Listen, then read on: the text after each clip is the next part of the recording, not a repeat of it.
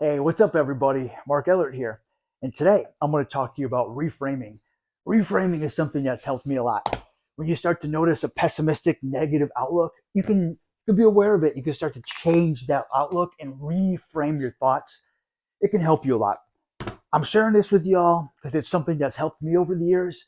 And now that we're coming to the end of the year, 2023 has come to an end and we got 2024. It's really normal for people to do a lot of reflecting, and sometimes our reflecting can be pretty negative. Like when I look back at 2023, there's some stuff I wanted to have happen, some goals I had that fell apart and didn't work out. Now, the point of this is, see, when you're looking at those goals, when you say, man, that goal fell apart and that didn't work, I lost that goal. See, you're already disappointed and unhappy about the goal not being met. So it's not fair for you to attach that emotional attached to it, like, oh, why did that happen? Because now you're going to be even more discouraged and unhappy about that goal. So a good way to notice this is the language you use. When you're talking about your old goals and you're like, man, I lost that goal. See, you didn't technically lose something, you just didn't gain something. You didn't lose your goal, you basically didn't achieve or accomplish the goal. So it's not a loss.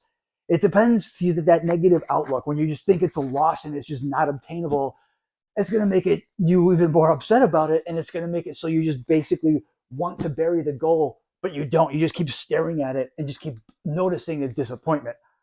So it's better to actually remove the emotional attachment. Don't be so emotional about it. When you notice the language you're using, try to change it. Don't say you lost something, say you didn't gain something. And then you can also look at it, use some logic and some rational side of your mind. When your goals didn't get met, you can be like, okay, this is why. I start to analyze and know what happened and why. And then you won't have so much emotional attachment. You can know it's not your fault. You did everything you could. There was just some things that didn't happen. Also, when you start to look at your goal as it's not something you gained, you can look at it at a different approach. Well, you didn't gain it because, and then you can go through the steps of what happened and why it didn't work, and you can find a new way to approach the goal. You can find a new way to approach it, or you can accept it's just not possible and you can bury the goal and move on. See, when you have a really pessimistic outlook of your goals, you're basically just going to feel like it's a complete loss. You're not going to want to try the goal again. You're not going to want to make new goals. You're just going to feel discouraged and want to give up.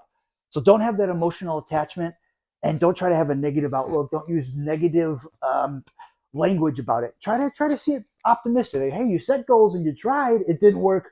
You have reasons. You can just analyze those reasons and find new ways to accomplish your goals, everybody. Because that's the thing with reframing, everyone. It's great because I've learned this in cognitive distortion therapy, which affects your cognitive behavioral therapy. See, with cognitive distortion therapy, cognitive is your brain function. Distortion is having a distorted, a distorted kind of warped outlook on things. So you're not seeing it very clearly. When you become aware of that through therapy, you can be able to actually start to change your perspective and change the way you're viewing things. Because when you have a negative outlook, it affects your cognitive behavioral therapy. The cognitive behavioral, your brain function will affect the way you behave. So, like when you're using negative language all the time, when you're feeling pessimistic about your outlook, that's why your behavior will be more likely for you to not set goals, for you to actually just give up on your goals and be discouraged about it. When you try to have a more positive outlook of you set the goals and you have your reasons why, give yourself some compassion, it's more likely for you to actually tackle that goal a new way or set new goals. Everybody, 2024 is happening, baby. New year, whoop, whoop. So I want you all to be happy, be compassionate and kind to yourself. Set some new goals. Do some things to make you happy. Don't be discouraged or unhappy about your goals falling apart. Don't try to look at it in a negative way. Look at it as a learning curve through trial and error, baby. We learn things by trial and error. So everyone, keep that positive outlook. And when you're not having a positive outlook, try to reframe it, baby. Put it in a new picture frame. Look at it a different way, everybody.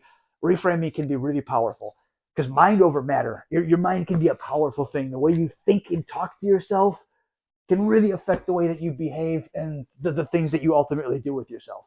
So everybody, reframing is awesome and it's powerful. Use the power. But everybody, until next time, keep it sexy, make good choices. I'm going to catch you on the flip side.